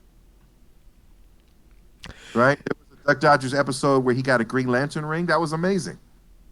Yeah, that would be cool. Right. So it's there. What Even the tiny. what do you guys think about Michael B. Jordan as Val Zod in an upcoming HBO Max project? Manuel, you go first. Unless you want me to go first. All right. No, I'll go first. I wish it weren't Michael B. Jordan. It's just that he has so much hype. He's already Killmonger. I think we are guilty of just harping on one person and saying, "Oh, this person should play this. This person should play that." Come on. There's other people out there that can do a great enough job. All kudos to Michael B. Jordan. He's a good actor, but I would like to see some sort of diversity and not just picking him for every every character that like every black character. Okay. Russ? Tired of the blackening. Let's have a black Wonder Woman. Let's have a black Superman. Let's have a black Aquaman. Let's have a black. Well, Stop. at least Just make an original character that's black. well, Val Zod is though. Yeah, but that's not how the world is. Yeah, only if you know the lore. Yeah, which I was He into wears Earth the Day S. stuff. Yeah. He wears the S, and there is no Superman on that Earth, so he is in effect Superman. Well, all right. I That's, guess spoilers. Yeah, Superman and is in that universe and does come back, but he's an agent of Darkseid, yeah, and so Val Zod is his nemesis, right? Like so yeah, so and I don't. Now, if you were going to do the President Superman character, I'd be more interested in that.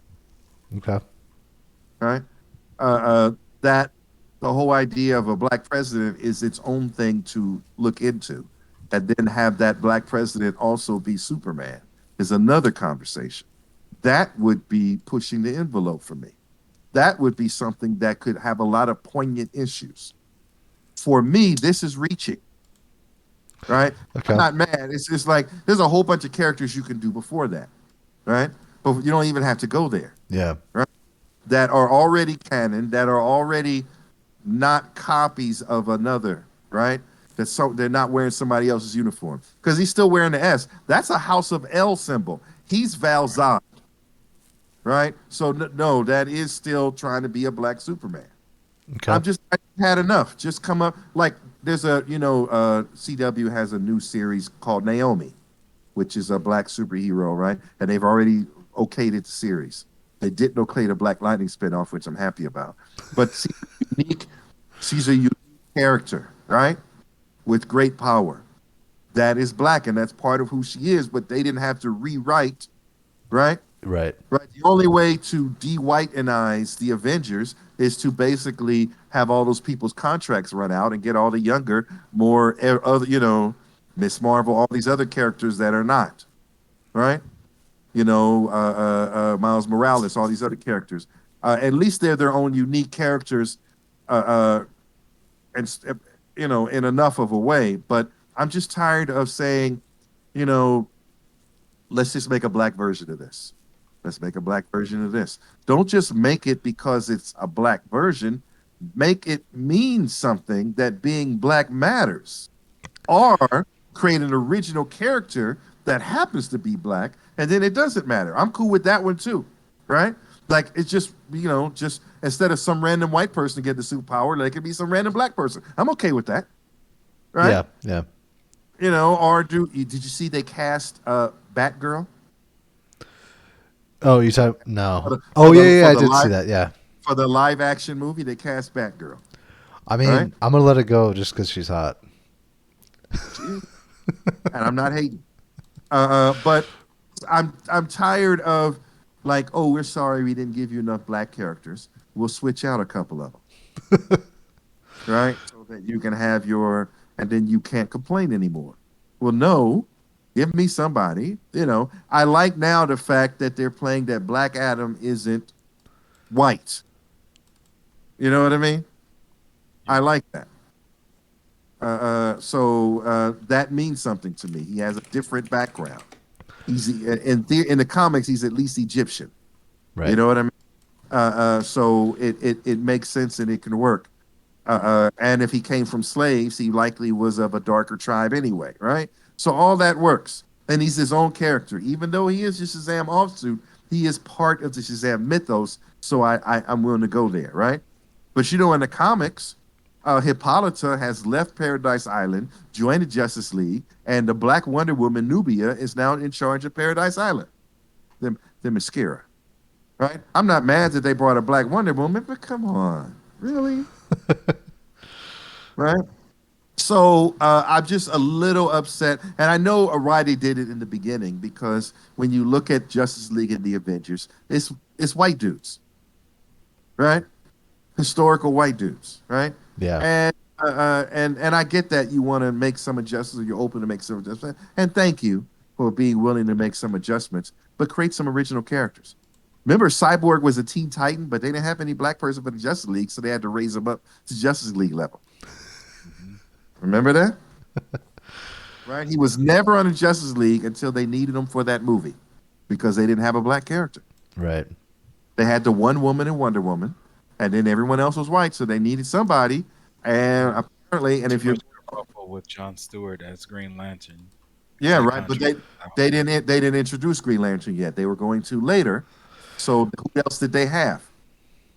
They could have done Black Lightning, but he was already on a TV show, I guess, right? Yeah. I mean, I could have done John Henry, I guess. Yeah, but you also want to go OG heroes, and that's the problem. Yeah. Yeah. OG Avengers are white dudes with their one white woman. The OG, Justice League are white dudes with their one white girl. Sometimes Wonder Woman, sometimes Black Canary. So you can introduce them later, but if you're starting from scratch in the DC EU or whatever, AU or whatever, you got to start with the OG characters. That was a problem. Speaking of John Henry, are either of you watching Superman and Lois? I love it. I've fallen off, but I do want to get back to it and finish it. I think it's the best thing on CW. It's the best CW show so far. It's done for the season, right? Now, No, they or there's just still had an more. episode. I think there are a couple more, but start watching it. You're not going to get them all to the end anyway. They're Okay. almost. So that I'm not mad at Stargirl, which is going to start, and Titans season 3 is about to start. Yes. The previews that I've Excited. seen for that look really good. Yeah. Right? And Stargirl, because it's Justice Society, Green Lantern's daughter is going to join. Jade. Join the cast, as in maybe Well, a villain. there's a trailer for it, but she was never a villain in the comics. And remember, did you watch season 1 of Stargirl? Yes. She does have the lantern, so maybe the daughter went to go get it back. It's not yours. It's my dad's. So it makes sense. Yeah. So it's an exciting time, man. TV is killing it. We got He-Man. We got everything we want, right? TV is killing it right now. It's all the superpowers you want. And let's not even talk about those movies that only exist on certain networks. Like Marky Mark had a movie on Mark Wahlberg Infinite. has a movie on, is it Paramount or the other one, where he plays an immortal person, but they die, they live a normal life, and when they come back, you know about it already, Manuel, right? What's the name of that? Do you remember? Infinite. Infinite. It's called Infinite. And so when you come back, when you're born again and live, you're supposed to get all the memories and skills you had and all the lives you lived.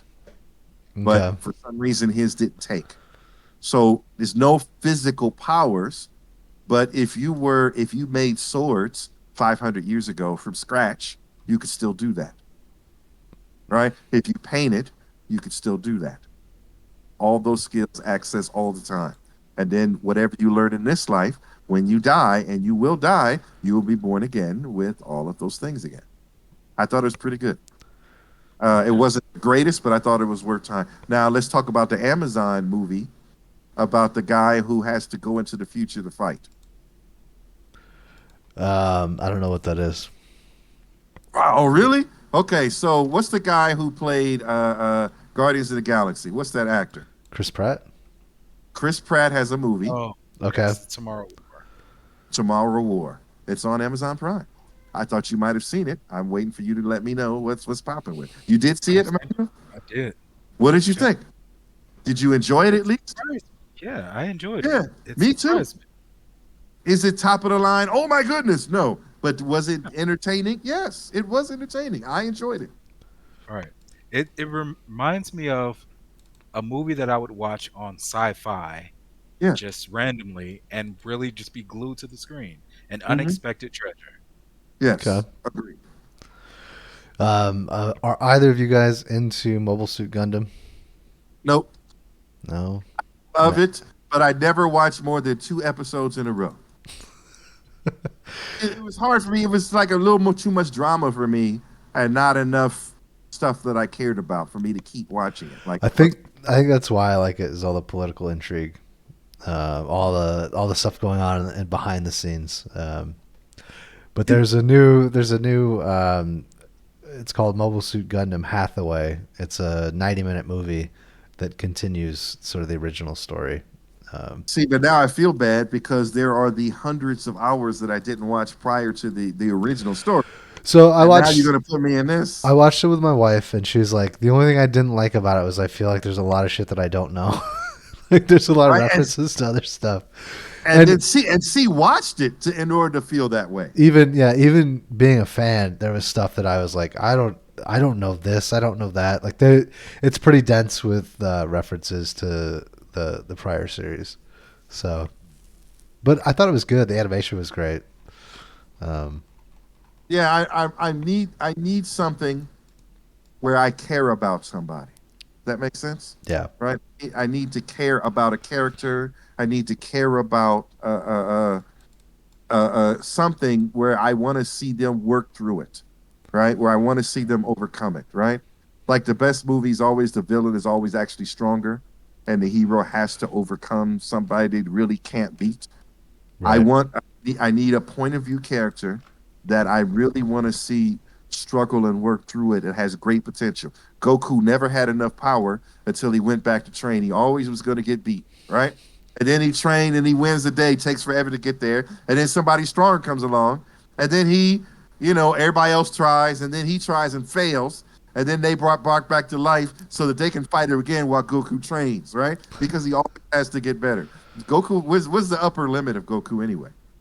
So I'd like to see a oh, did you see they did a semi trailer for Why the Last Man? no, but I know Manuel's probably jumping on that right now if he I hasn't am. already It's seen it's it. not it's not a I full have on not seen trailer. it. It's a teaser. Okay, so but there is a teaser for Why the Last Man that explains a little bit about the world that I kind of like. That's going to be Amazon Prime, right? I think so, but I don't know.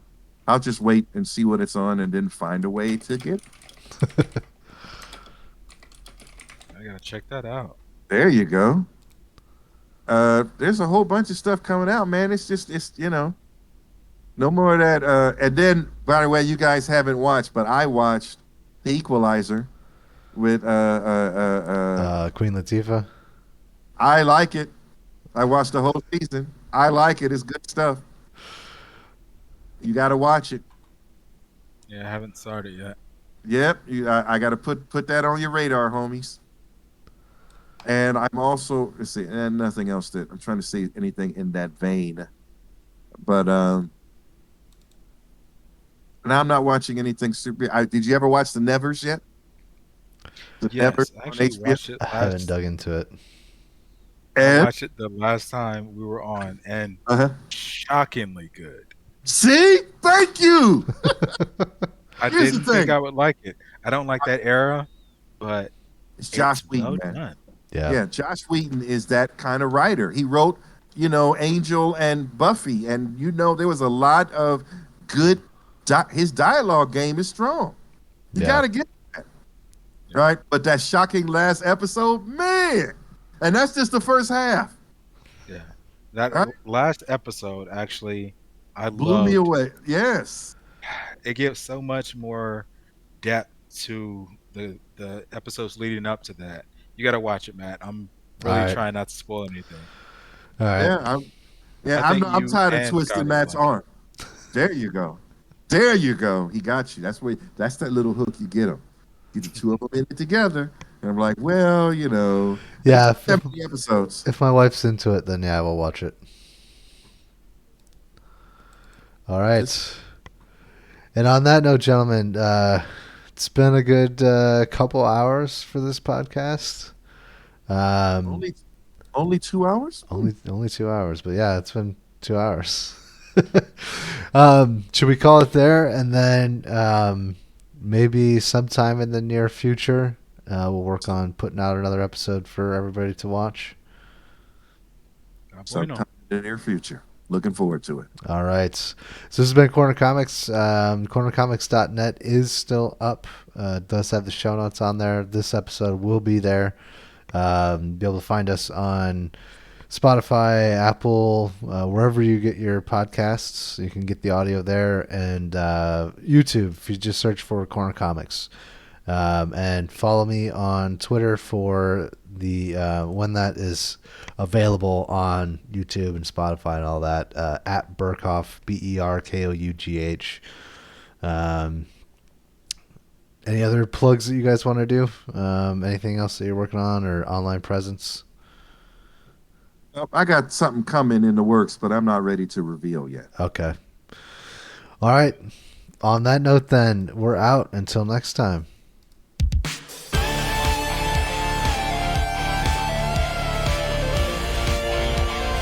Love, peace, and hair grease.